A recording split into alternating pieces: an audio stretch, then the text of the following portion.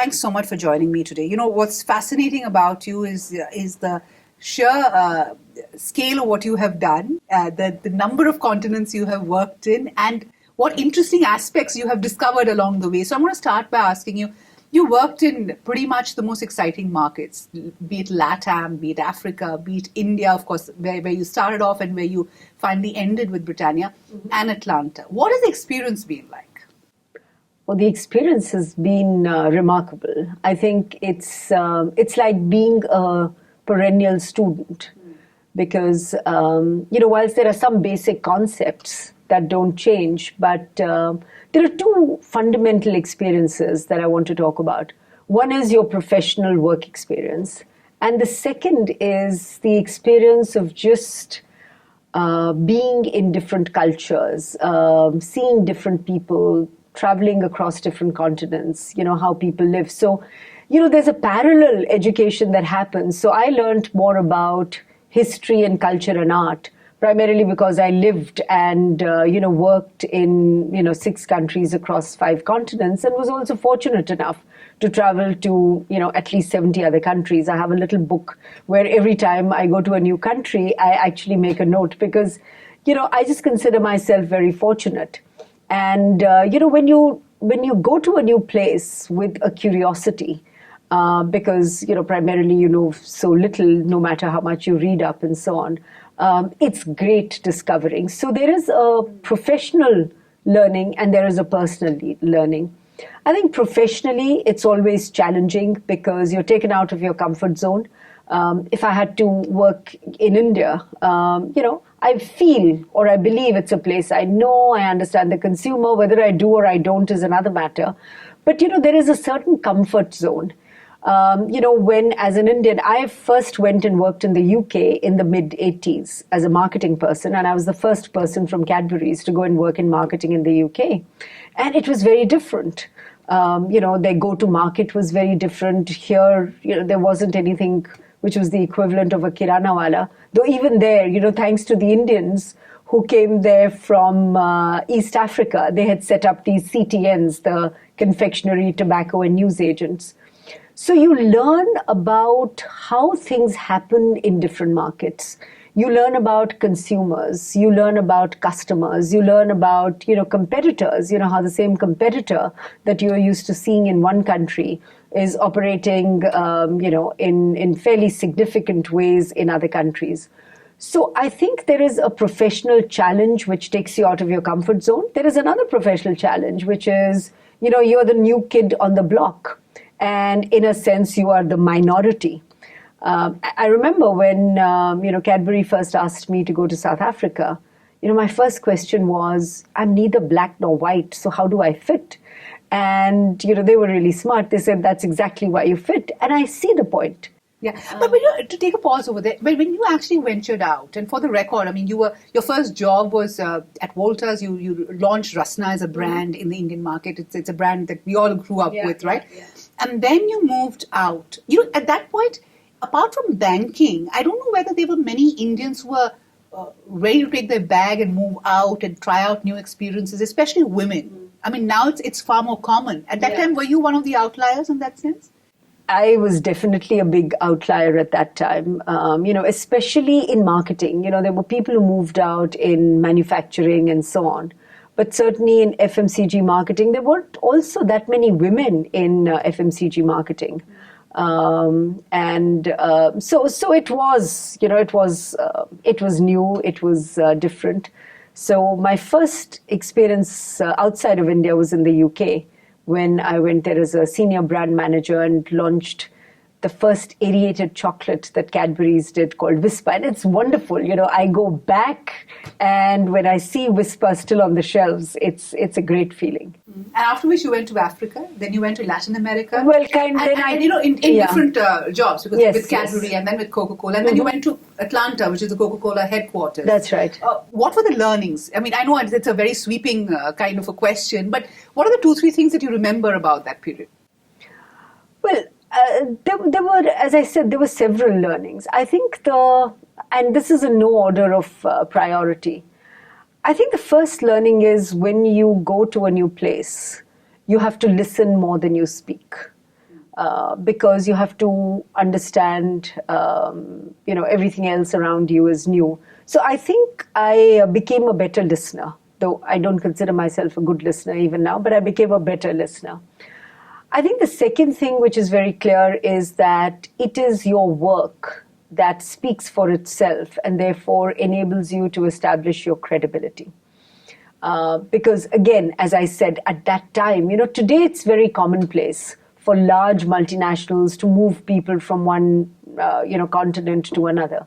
At that time, it was still fairly rare. So the other thing is, you've got to listen, you've got to observe, you've got to really contribute. That is the way, at least I built up, whatever credibility I built up. I think the third thing is that, you don't have to, you have to just be authentic and be yourself.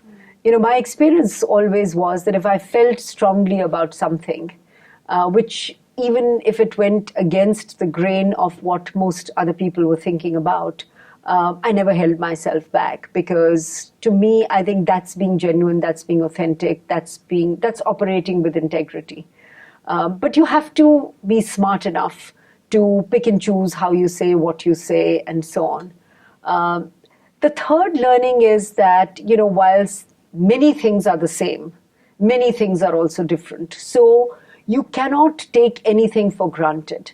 And it also actually challenges a lot of your mental models. Mental models are great because they help us to simplify life. But mental models are not great when, you don't have to go looking for answers, but it's about observation, it's about inference, it's about learning. And the other thing about learning is you have to first learn how to unlearn before you can learn. So those things make a very big difference.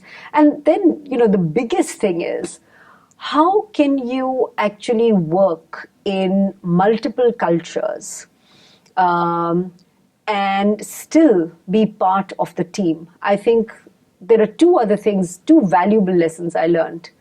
And those were the power of collaboration and teamwork.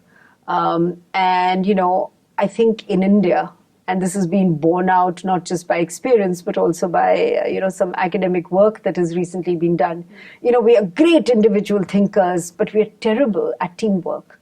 So I learned the power of collaboration, the power of teamwork, and, how you can play different roles whilst making the team effective.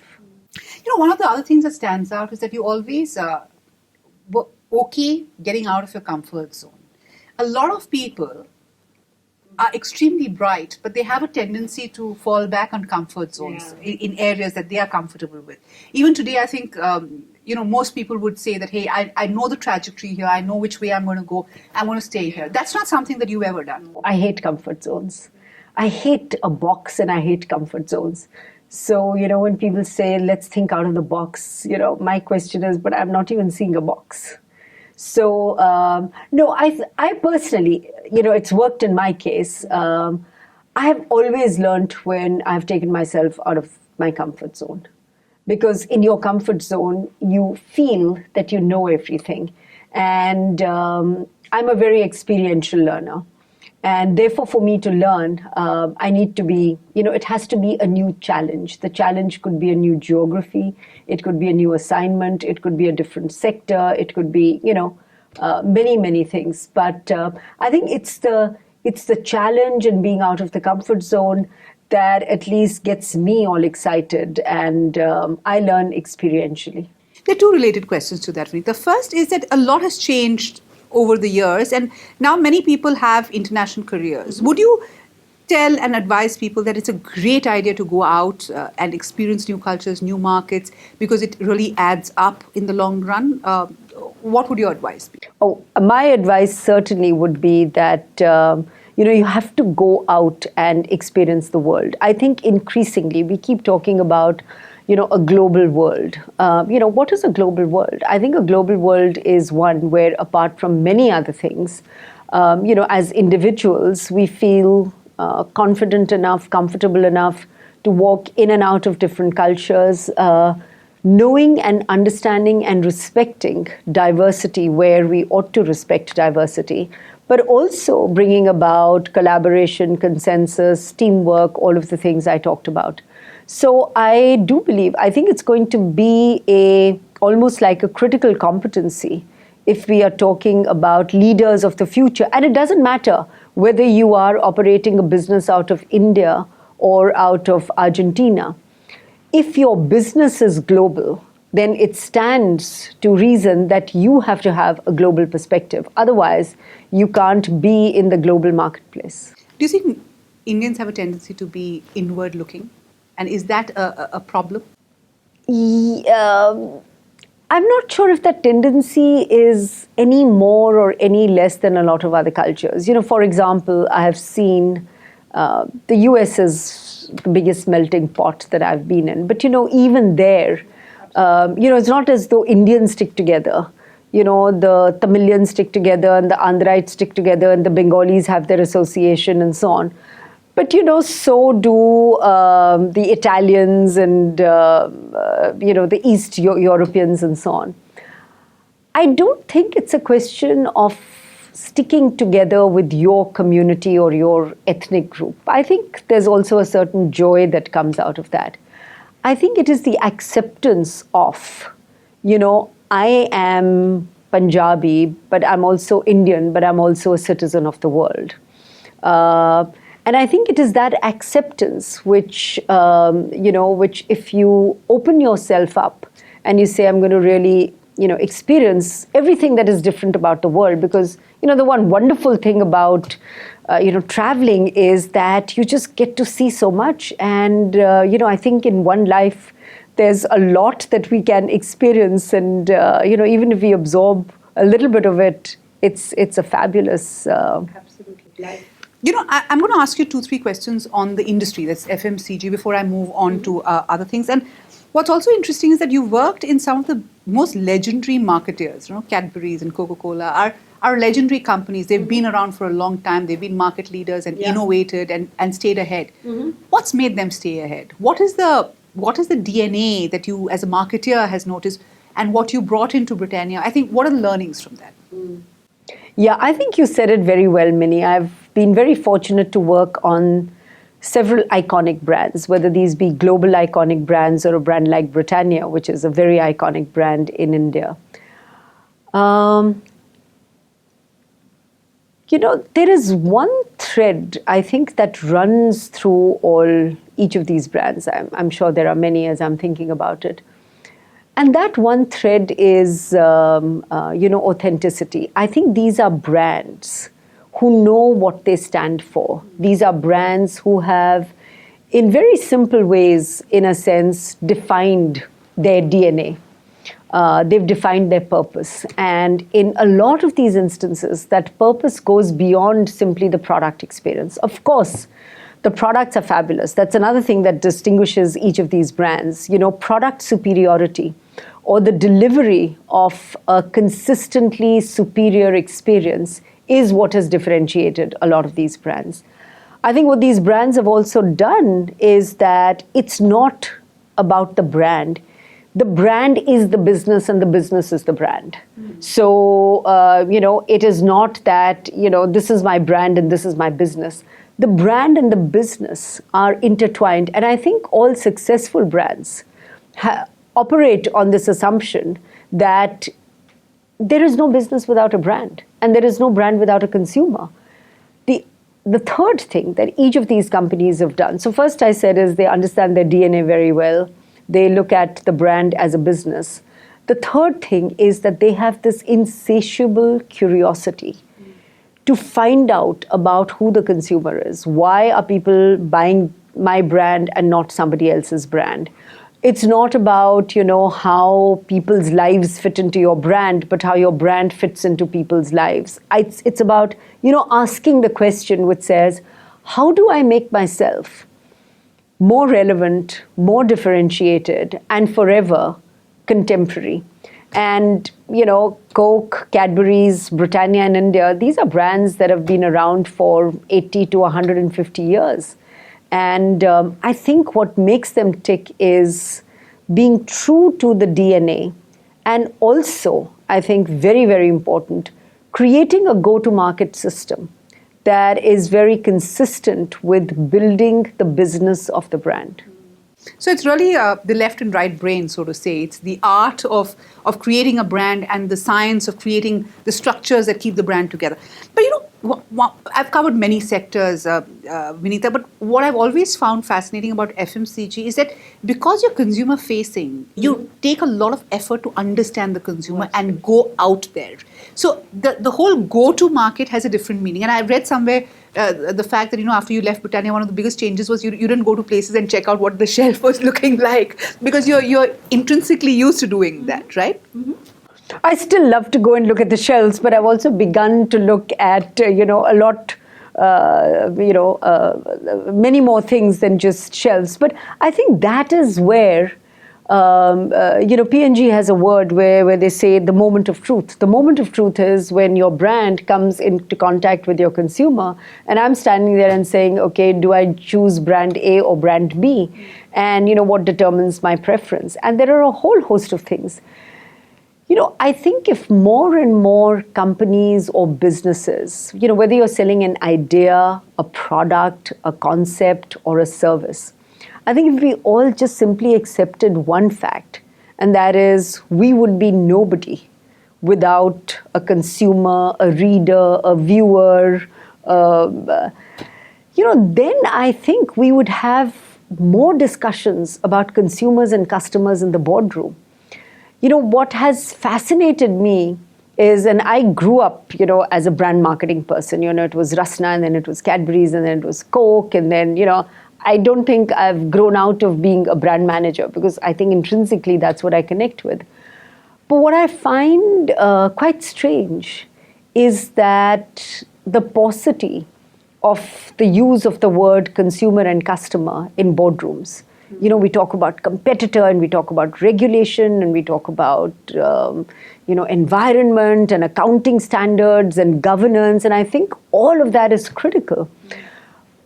But where is the customer in the boardroom? So in the boardroom, since you're on so many boards, what's the perspective you get? Because you've got such a great set of influences and knowledge of different markets and different aspects. What is the perspective you think you bring? I think the perspective I bring really is so weird. There's one particular board where there's great excitement about, developing a new product which is based on the science and so on and so forth.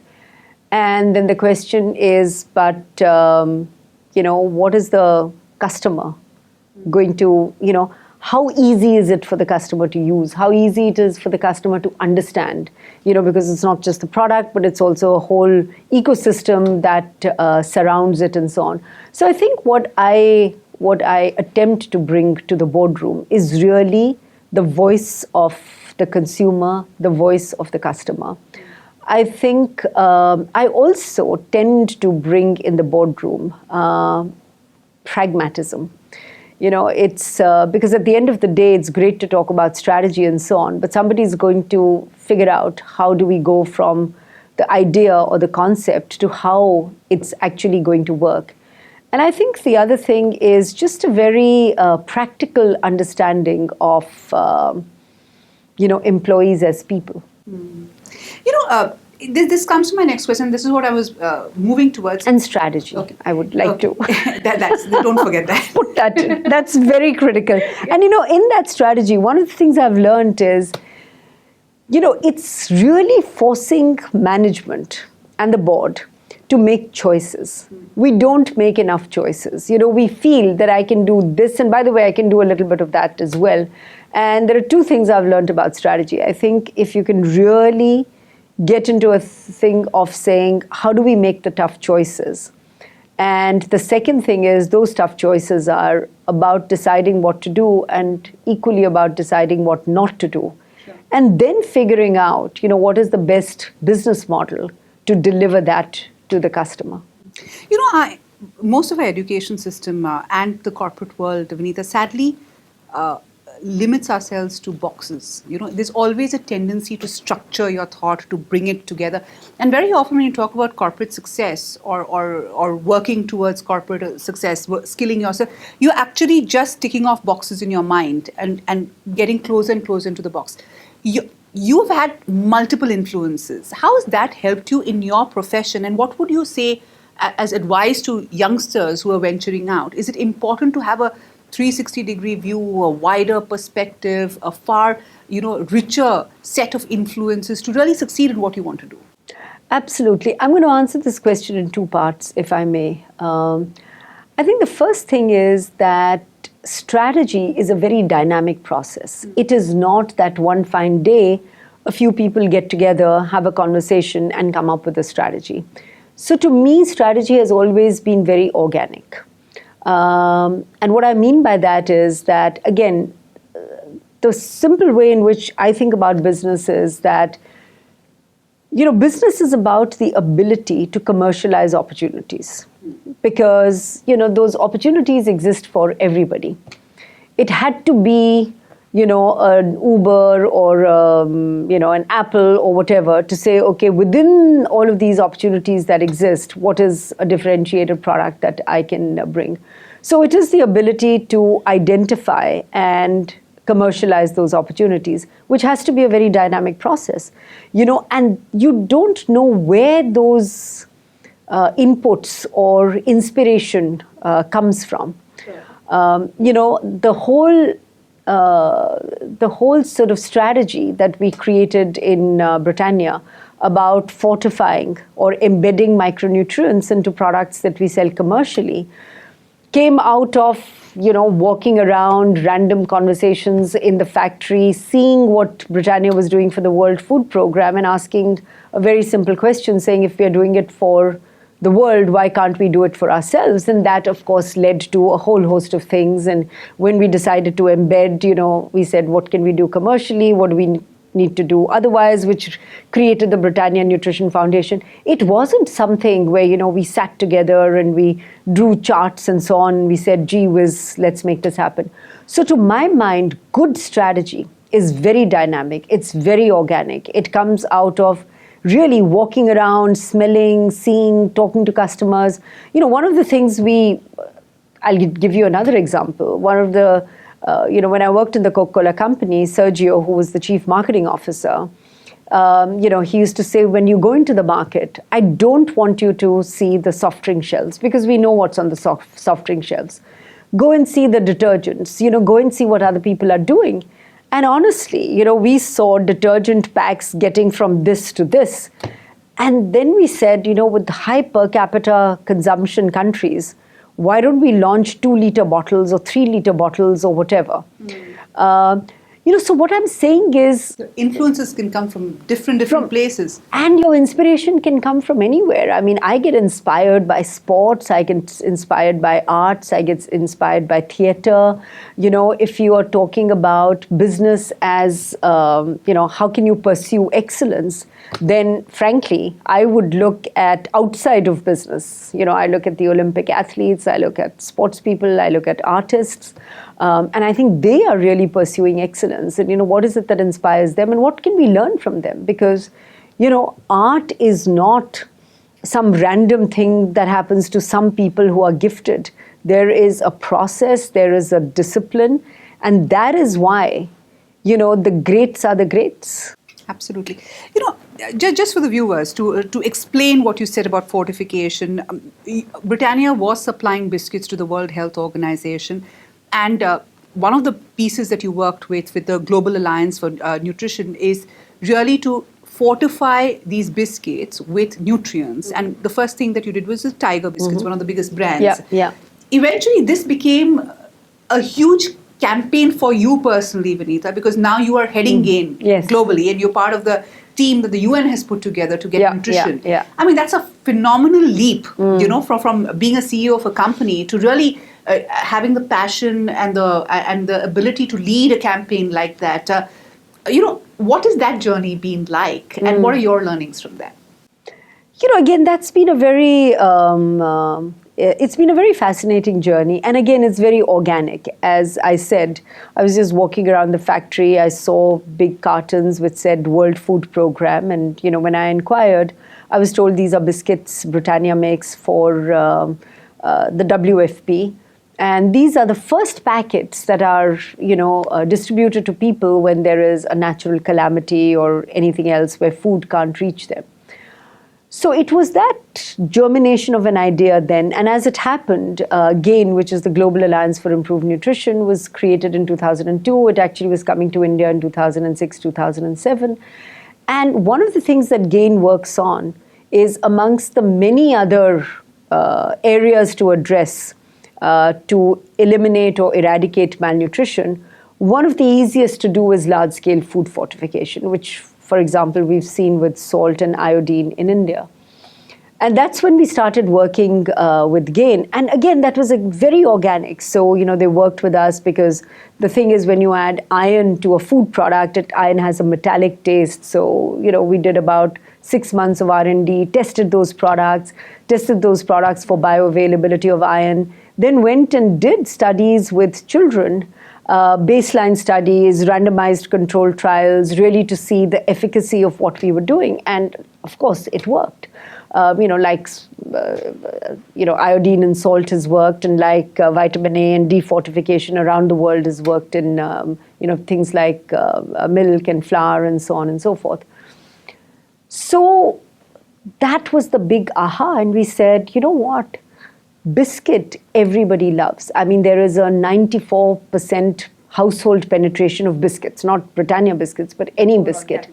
And if we could use biscuit as the carrier of micronutrients in a country which is so deprived of micronutrients, in addition to macros, it would be great. Now we are talking about CSR and so on. To my mind, frankly, it's as simple as corporate responsibility. Because if I can take a social issue and embed it into my business model, then I am creating longevity for the solution. For the brand also. And for the brand. And, there are so many wonderful positive case studies from around the world where we've seen it work.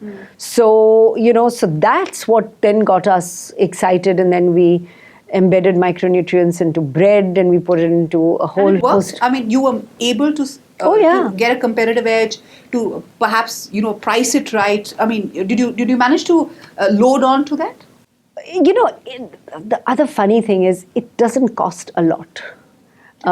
It doesn't, and we said it has to be part of our formulation. Because if I'm saying that this is relative to a lot of other snacks, a healthier way to snack, then I'm putting a whole host of other healthy ingredients into it. Micronutrients, which is vitamins and minerals that we need, are an essential part of our food pyramid. So, put them into the products that we sell. And, I wish more and more people would do that, frankly. Now, with GAIN, your mandate is much larger. I think you're looking at the world, and the numbers are very, very scary. Half the world population is malnourished in some way or the other. Yeah. What's the mandate, and where do you see this journey taking you, really? I'm just about taking over as the chairperson for GAIN globally. It's a very big mandate, and if you see what differentiates GAIN from other organizations that work in that space is, GAIN was created as a global alliance. And there are some 2 or 3 very unique features in that. Like Gavi, Gavi is the Global Alliance for Vaccinations and Immunization. A global alliance actually recognizes that there are multiple stakeholders that have to come together to find solutions to problems that may seem very intractable at one level. And that alliance is an alliance of civil society, governments, NGOs, development agencies, corporates. So by definition, an alliance has to get all the stakeholders on the table. And we need to get away from this mental model, this very narrow mindset which says if you're corporate, then all you're interested in is making money, and you don't really care about development or social issues. I do believe that, in the world that we are living in, I don't think corporates can ignore social issues. And I don't think social issues can ignore corporates. I think if we were to say that if we are all, to a smaller or a lesser degree, part of the problem, we all have to be part of the solution. So, development agencies, NGOs, donors, corporates, civil society, each of these stakeholders has a role to play. And, in dynamic sort of democracies, which fortunately most of the world is, it's very important to have that dialogue. I'm not talking about argument. I'm not talking about debate. I'm talking about dialogue. What we tend to have is arguments, and arguments start with, I am here and you are there, and now we're going to really debate and determine who's going to win. Dialogue says, okay, we may have different positions, but if we were to try and understand and inquire and try and figure out a solution, we will come up with a new solution that is going to be the solution that is going to solve a lot of these problems that we are creating, whether it is how we use resources, whether it is, how much water is used for agriculture and the work that some of the agricultural companies are doing on seeds that require less water, or soil conservation, whether it is about large-scale food fortification.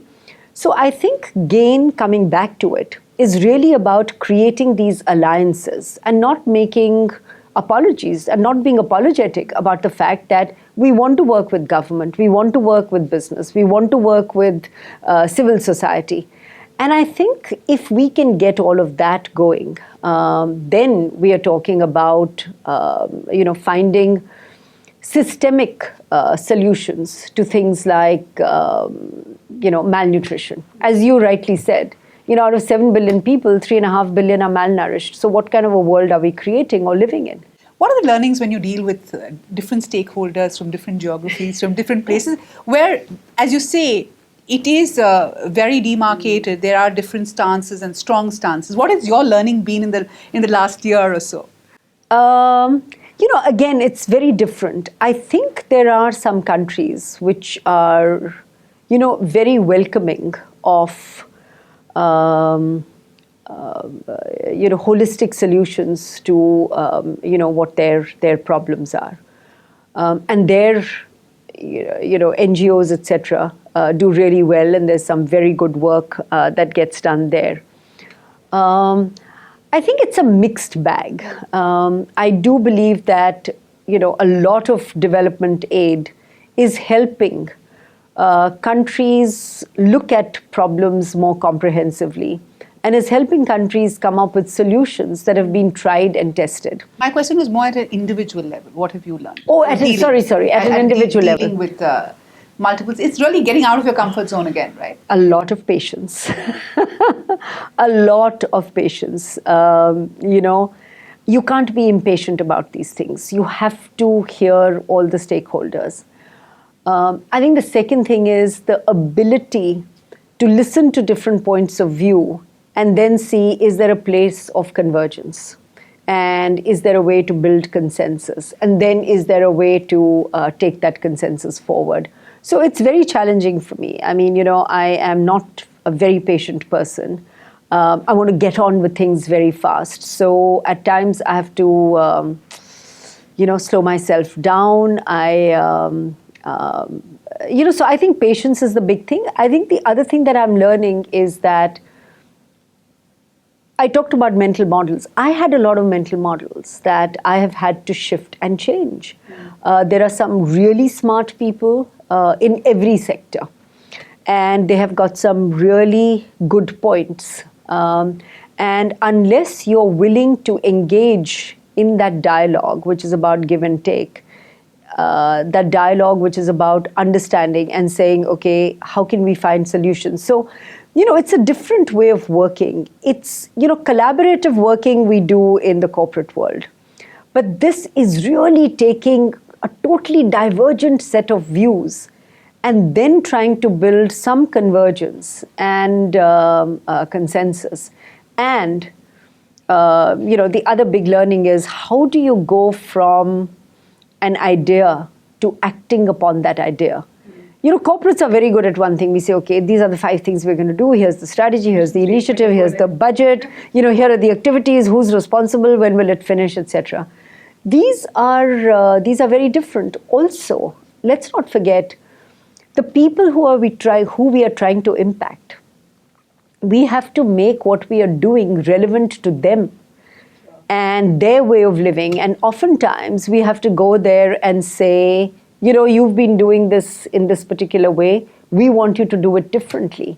And, you know, that whole thing of information, communication, education, how do you make it relevant to them in their environment? Absolutely. Well, 2 last questions, Vinita. One is that when you passed out of LSR and took that flight to Michigan to university, did you think that you'd land up here? Was there any planning? Who was your role model at that time? And what, if you look back, in hindsight you always have far better perspective, what got you here, you think? You know, actually from LSR, I first took a train to Bombay, and which is where I came to Bajaj. I know. And I did my MBA, and then I worked for a few years, and then took the flight to Michigan. You know, I actually had no plans to join the corporate world. Really? I was going to be in the Foreign Service. And I had enrolled myself in, I think I'm probably one of the very few people who's spent a week in JNU. I spent a week in D School for my master's in economics. And then I had written the the entrance exam for management. Okay, management. No, I had to do my master's because, you know, only then could I have written Why did you do all of this? Were you confused about what you wanted to do? No, I just wanted to do a master's to be able to finish the master's and then sit for the Foreign Service exam. So, but I loved economics and I said, okay, I could do management too. And so economics was okay, let me try JNU, let me try D School. And then I got into IIM Calcutta and I got into Bajaj. And, at that time it was like, why do you want to go to Calcutta? This is the late 70s. So that's how I ended up in Bajaj. So I was never going to be part of the corporate world. I was going to be a foreign services person. And, then you sort of do it. And before you've got your degree, you have a job. And then you say, okay, let me, try and work. And then, that's how I joined Walters, launched Rasna. But then I took study leave. I enrolled for a PhD in Michigan. And, I finished my credits. And I also did, theater appreciation and art appreciation as part of what I was doing. And then thought it was very boring to be an academician in business. So if I had to be in business, I had to be in business, not to be academically connected with business. So that's how I just, got out of the PhD program. I never finished my PhD. I finished all the coursework. And, that's when I went to work with Cadbury's in the UK. That's fascinating. So really you took it as it came? Oh yeah, I never planned. Yeah. For me, and I've said this before, so it may be a repetition, I ask myself 3 questions at every stage, and those are, is this something that I really want to do? And am I going to be able to learn something new? The second is, am I going to be able to contribute to whatever I'm choosing to do? And the third is, will I have fun doing it? And, that's very important. If the answer to all 3 is yes, then I do it. So, my going to Nigeria, South Africa, these were all things that happened. I mean, I could have said yes, I could have said no. And, who knows where I would have been if I had said no. But, I said yes, and I'm very happy to be where I am. Absolutely. We're asking this to everyone that I'm interviewing. What is the one thing, if you were to look back, the one thing from which you learned, which is like perhaps somewhat life-changing for you as an individual that got you here? What would it be? Any experience or mistake where you learned from? In my professional life, there has been nothing which has been life-changing. I don't think it's that profound. But I do feel that there is one thing, there are different things you pick up in different cultures. Yeah. So just to give one example, There's something that I call work ethic, and this is, what do we bring to our work every day? And I just find there is a different work ethic in different corporate cultures, in different country cultures, and so on. And what really impressed me a lot about the US, from the time I was a student to the time I worked there with the Coca-Cola company, was I think they have a tremendous work ethic. It is, what do you bring to your work every day? Now, of course, I'm generalizing. Now, does every American do it and does every non-American? I'm not saying that. But what I'm saying is that there is a certain way in which work gets approached, which I think I learned a lot from. There are other cultures, process orientation is another great learning that I had when I went and worked outside of India. Because, in India, somehow, we don't have the patience, the inclination, or the diligence for process. We simply say, okay, because I've said this has to be done, it'll happen. But I think the significance of thinking through, the significance of planning, the significance of having processes which enable you to see how you're going to get there from here, that's something that I learned. And then there are other subtle things you learn about cultures, about people, about, their challenges, about their feelings. But that is more that's more the marketeer in me speaking, which is understanding people as people. If there was a piece of advice you'd give young your professionals wanting to reach where you have reached, or young students who'd want to be where you are, what would it be? I think it's a great time to be young right now. I wish I was 19 right now, because I think the opportunities are tremendous. Given those opportunities, I think, the facets in which you can explore are also tremendous. So what I would say is that, you've got to just go with your, you've got to go with your heart and your mind in that order. I think, when the heart is in the right place, the mind always aligns. And what I mean by heart is, are you really doing something you want to do? Are you interested in what you're doing? Does it sound like work, or does it sound like fun, or does it sound like a joyful experience? Now, everything about work is not joyful, but overall, it has to be. So I would say you've got to believe in yourself. B, you've got to be prepared to work hard. C, you've got to choose something that you really care about. Whether it is your own business, whether it is a professional, whether it is working in an NGO, whatever you want to do. It has to be something that you deeply care about. And the fourth thing is, really do it with authenticity and integrity. I'm going to use one of your quotes and ask you about it. You said that passion is great, but it also needs to be matched with competence. So saying this is my dream is a starting point. You have to, and I think that also, iterates the importance of being realistic about really working hard, and not just taking the easy way out. Absolutely. I can be very passionate about something that I'm not at all good at. Then I have to be very smart to go and get someone, who can convert my idea into a business or into, whatever that idea is. But I think, when you're young, you also have to experience the doing.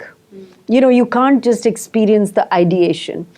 I think people who end up being great in what they do, you can't be a great athlete if you haven't run and practiced your serves and so on and so forth. Similarly, you can't be a good manager if you haven't gone out there and either sold or made or procured or, done some part of the value chain. So if you say, what is going to make me great? What is going to make me great is the doing of it and the learning by that doing and that reflection time, which says, okay, how would I do it the next time around and what would I change? And I think that reflection is also very important. So it's about a passion, competence, and it is about going and getting your hands dirty. How important is training for that, for reskilling yourself? And how can the digital platform really work? Would you recommend that for managers who want to scale up, get new experiences? How important is that? I think it's critically important. It is critically important. I think, we tend to say in management, once I have an MBA and I have a job, then, well, that's it. You look at other professions. If you are a doctor in the US, you have to get yourself certified. What is it called? CME, continuing medical education. You have to keep getting yourself certified to ensure that you're current and so on and so forth. I think with the fast pace of change enabled by technology, you've got to stay current, and the only way to stay current is actually to keep learning. Now, some of the learning happens in the job that you're doing, but I think the whole idea of distance learning, MOOCs, is another, it's another big thing. And it's very interesting, these days with technology. I can, if I want to hear how history gets written, go on to YouTube and put in Romila Thapar and, be exposed to a wonderful interview that she's giving about how historians look at history. So I use,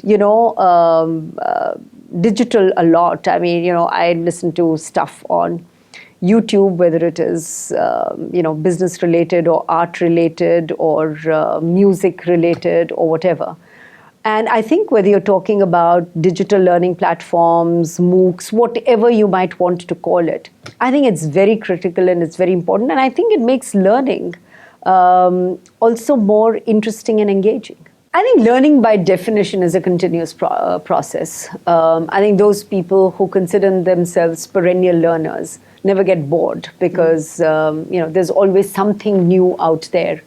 So I do believe that management, business, any profession that you're in, with so much change happening around you, unless you are in a continual learning mode, you will get outdated or irrelevant. Wonderful to have you with us, Vinita. Great, Thank you so much. Thanks. Thank you Enjoyed so much. talking.